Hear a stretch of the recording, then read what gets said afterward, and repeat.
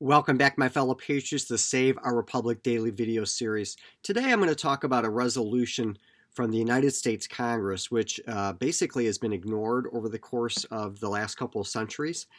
It's incredibly important.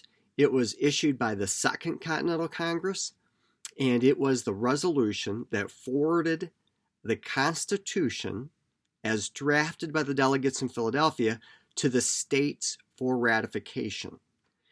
And it simply states as follows. This was sent on September 28th of 1787. Congress assembled. Present: New Hampshire, Massachusetts, Connecticut, New York, New Jersey, Pennsylvania, Delaware, Virginia, North Carolina, South Carolina, and Georgia.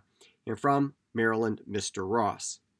Congress, having received the report of the convention lately assembled in Philadelphia, resolved unanimously that the said report, with the resolutions and letter accompanying the same, be transmitted to the several legislatures in order to be submitted to a convention of delegates chosen in each state by the people thereof, in conformity to the resolves of the convention made and provided in that case.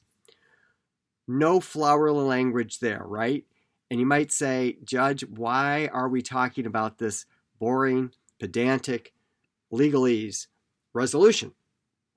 Well, it was perhaps the only time in history up to that point in which an existing government basically said, we're going to commit suicide. We're going to send this government off to the pasture, into the ash heap of history, if the proposal of the Philadelphia Convention is adopted. And it was unanimously agreed to, as I stated, by Congress to do that. I mean, we don't think of that at all. I mean, like at all in connection with America and our freedom and liberty and the rule of law and our other founding first principles. But it recognizes something that's truly startling and momentous in world history, that men, and they just happened to be men at the time, agreed that the system of government they had was flawed, or at least flawed enough that it ought to be sent to the people of the several states to make a decision about whether or not the proposed Constitution should replace the government that was currently in charge. And remember, under the Articles of Confederation, each state delegation represented the state with one vote. There was just one House of Congress. There was no president. There was no Supreme Court. So all of the power of the federal government, or national government at the time, was vested in these congressmen. And they said, for the betterment of mankind, for our people, and for liberty and freedom, we're going to allow ourselves to go out of business if the people of the several states ratify the Constitutional Convention. You also have to remember that originally, when the convention was approved, it was assumed that it would not be a new document, that there were just going to be amendments to the Articles of Confederation.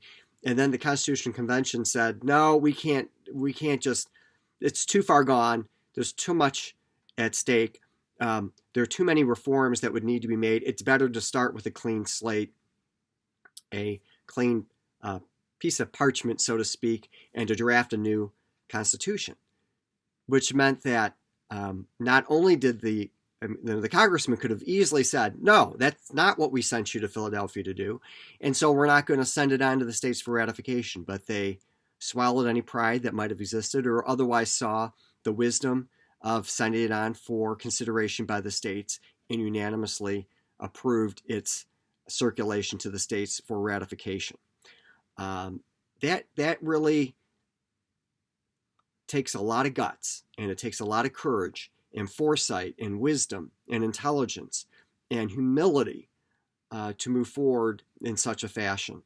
And much of those things that I just said are in short supply nowadays. I mean, can you imagine our Congress today with our president joining together to say, we need to fundamentally rework the Constitution that might put our system of government out of business. That would be unthinkable. And maybe that's because we have a great system and we should cherish it and relish the fact that we can have the blessings of liberty under it. But it also deals with other issues like pride and courage and wisdom and foresight and humility that are really, again, in short supply in America today. Until tomorrow, don't forget about America's Survival Guide at americasurvivalguide.com. Patriot Week at patriotweek.org, and the Patriot Lessons American History and Civics podcast. God bless you, and God bless America.